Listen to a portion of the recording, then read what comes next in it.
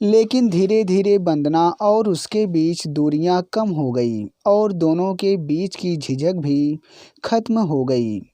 अब वंदना को वह लड़की जिसका नाम अनीता था बहुत अपनी लगने लगी थी। अब दोनों में काफ़ी खुलकर बातें होने लगी थी।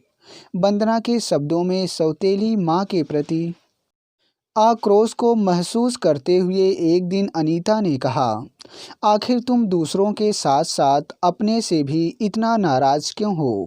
क्या जानकी बुआ ने मेरे बारे में आपको कुछ नहीं बतलाया? जानकी बुआ ने मुझे सब कुछ बताया है, अनीता ने कहा। वंदना, अगर तुम्हारे पिताजी तुम्हें बताए बिना किसी और से शादी कर ली तो इसमें नाराज होने की क्या बात है? अच्छा वंदना, ये बताओ, तुम सबसे ज़्यादा नाराज़ किससे हो, अपने पापा से या सौतेली माँ से? वंदना ने कहा, मैं दोनों से नफरत करती हूँ। अनीता ने कहा, वंदना, क्या तुमने कभी अपनी सौतेली माँ को देखा है? नहीं, मैंने अभी तक सौतेली माँ को नहीं देखा है।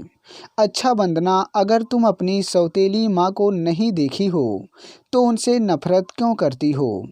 मैं जानती हूँ सौतेली माँ बहुत बुरी होती हैं, लेकिन वंदना को इस बात से हैरानी थी कि जानकी बुआ ने अपने घर की बातें अपनी सहेली की बेटी से कैसे कह दी। इधर अनीता अपने मधुर व्यवहार से वंदना के बहुत करीब तो आ गई, मगर वह उसके बारे में ज़्यादा जानती न थी। सिवाय इसके वह जानकी बुआ की किसी सहेली की लड़की थी।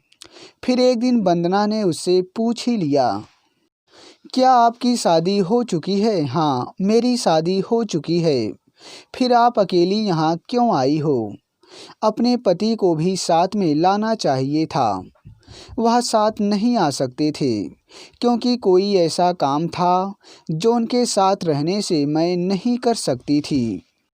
वंदना ने आश्चर्य से कहा, ऐसा कौन सा काम है? अनीता ने कहा, वंदना, समय आएगा तो मैं तुम्हें बता दूंगी। अब पढ़ाई के लिए वंदना जब भी ज़्यादा रात तक जागती तो अनीता उसके कमरे में आ जाती और अधिकारपूर्वक उसके हाथ से किताब पकड़कर एक तरफ रख देती और उसको सोने के लिए कहती, और वंदना भी छोटे बच्चे की तरह चुपचाप बिस्तर पर लेट जाती।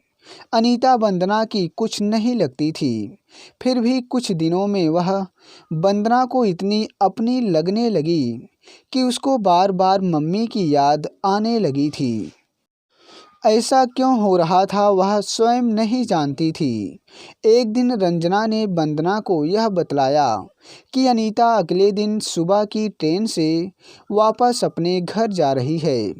यह सुनकर वंदना को बहुत आश्चर्य हुआ और वह जाकर अनीता से पूछने लगी कि आपने मुझको बतलाया नहीं कि आप कल जा रही हैं। अनीता ने कहा, वंदना, मेहमान कभी हमेशा नहीं रह सकते हैं, उनको एक ना एक दिन अपने घर जाना ही पड़ता है। वंदना ने फिर कहा, आप जिस काम से आई थी क्या वह पूरा हो गया? अनीता ने कहा, ठीक से बता नहीं सकती, वैसे मैंने कोशिश की है, नतीजा क्या निकलेगा मुझको मालूम नहीं। अनीता ने कहा, आप कितनी अच्छी हैं, मैं आपको भूल नहीं सकूंगी। और यह कहते हुए वंदना के हाथों को चूम लिया। जाने से पहली रात को जब वंदना के कमरे में अनीता आई तो वह बहुत गंभीर थी। उसकी तरफ देखकर अनीता ने कहा, वंदना, जाने से पहले मैं तुमको कुछ समझाना चाहती हूँ। मेरी बात पर अमल करना ना करना तुम्हारी मर्जी होगी। देखो वंदना, जीवन की सच्चाई से मुंह मोड़ना और हालात का सामना करने के बजाय उससे दूर भागना समझदारी नहीं है। अरे, जिसको तुमने देखा नहीं है, जाना नहीं है, उसके लिए इतना नफरत क्यों करती हो? देखो वंदना, प्यार और नफरत करने का तुमको हक है, किंतु तब तक नहीं जब तक तुम किसी को देख या जान ना लो। अगर तुम्हारे पापा ने किसी दूसरी औरत से शादी करके तुम्हारा दिल दुखाया है तो इसका मतलब यह नहीं कि तुम अपने घर पर अपना हक छोड़ दो। तुमको परीक्षाएं देने के बाद अपने घर वापस जाना ही है। देखो वंदना, अपनों पर नाराज हुआ जाता है, उनको छोड़ा नहीं जाता। रही बात तुम्हारे पापा के साथ शादी करने वाली दूसरी औरत, मेरा मतलब तुम्हारी सौतेली माँ से है। एक बार उसको भी देख लेना। अगर वह सचमुच तुम्हारी सोच के मुताबिक बुरी हो तो उसको घर से बाहर का रास्ता दिखलाने का इंतजाम कर देना। वंदना को लग रहा था कि अनीता ठीक कह रही है। वह अपना घर छोड़कर क्यों जाए, और फिर उस औरत से नफरत कैसी, जिसे अभी तक उसने देखा भी नहीं था।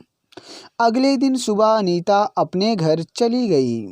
अब वंदना अपनी जिंदगी से काफ़ी खुश थी। यही नहीं, अनीता ने वंदना की दिशाहीन जिंदगी को एक दिशा भी दे गई थी। परीक्षाओं के शुरू होते ही वंदना ने जानकी बुआ से घर जाने की बात कह दी और थोड़ा थोड़ा करके अपना सामान पैक करना शुरू कर दिया। परीक्षाएं खत्म होते ही वंदना अपने घर के लिए रवाना हो गई। बस में बैठी वंदना के दिमाग में बहुत से विचार चल रहे थे कि वह पापा का सामना कैसे करेगी और अपनी सौतेली माँ से सामना कैसे करेगी। वंदना जानती थी कि उसको बस में बैठाने के बाद बुआ ने फ़ोन पर इसकी सूचना पापा को दे दी होगी। वंदना शाम को जब अपने घर पहुंची तो उसे लगा जैसे वह बेगानी जगह पर आ गई है। पापा उसके इंतजार में बैठे हुए थे और साथ में वंदना के भाई बहन भी बैठे हुए थे। वंदना के आते ही पापा ने कहा, और बेटी कैसी हो? वंदना बिना कुछ बोले अंदर चली गई। उसके पीछे पीछे उसके भाई बहन भी भागते हुए आ गए। पापा ने कहा, बेटी मैं जानता हूँ कि तुम मुझसे नाराज़ हो। वंदना ने कहा, मुझको किसी बहाने से घर से बाहर भेज दिया और मेरी मम्मी की जगह एक दूसरी औरत को दे दी, और फिर भी मुझसे पूछते हैं कि मैं नाराज़ क्यों हूँ। पापा ने कहा, बेटी यह मत भूलो कि वह औरत अब तुम्हारी नई माँ है। वंदना ने कहा, पापा मैं इस रिश्ते को कभी स्वीकार नहीं करूँगी। पापा ने कहा, बेटी मैं इसके लिए तुम पर जोर भी नहीं डालूँगा, मगर एक बार तुम भी उससे मिल लो, फिर तुम्हें जो समझ में आए करना। वंदना ने कहा, पापा मैं अभी थक गई हूँ, बाद में मिलती हूँ। वंदना जब कमरे में आई तो सब कुछ वैसे का वैसा ही था। किसी भी चीज़ को उसकी जगह से हटाया नहीं गया था। वंदना ने अपने भाई बहनों से पूछा, तुम दोनों की पढ़ाई कैसी चल रही है? दीदी हमारी पढ़ाई बहुत अच्छी चल रही है।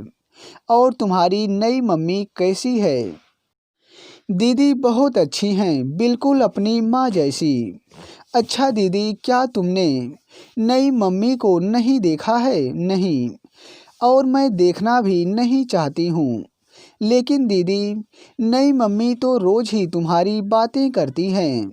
उनका कहना है कि तुम बेहद मासूम और अच्छी हो। वंदना ने कहा, जब मैंने कभी उनको देखा नहीं, कभी उनसे मिली नहीं, तब उन्होंने मेरे अच्छे और मासूम होने की बात कैसे कह दी? ऐसी मीठी और चिकनी चुपड़ी बातों से कोई पापा को और तुमको खुश कर सकता है, मुझे नहीं। लेकिन वंदना जानती थी कि आज नहीं तो कल उसका सामना सौतेली माँ से जरूर होने वाला था। आखिर एक घर में बिना एक दूसरे का सामना होना कैसे संभव था? नाश्ता करने के बाद वंदना को नींद आ गई।